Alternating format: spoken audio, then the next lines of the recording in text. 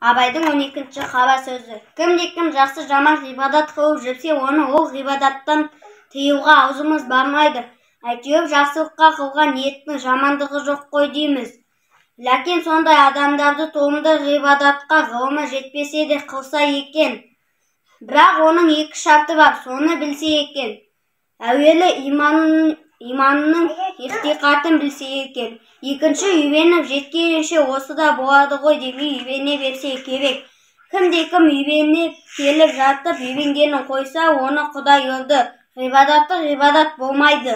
Ләкин кімде-кім иманның неше нәрсе табатығынын білмей, қанша жерден бұзылатығынын білмей, басына шалма орап, біраздар атын көтеріп, намысшыл, обасшыл болып жүрген көңілге қалың бермей тұрып жыртысын салғанға ұқсайды.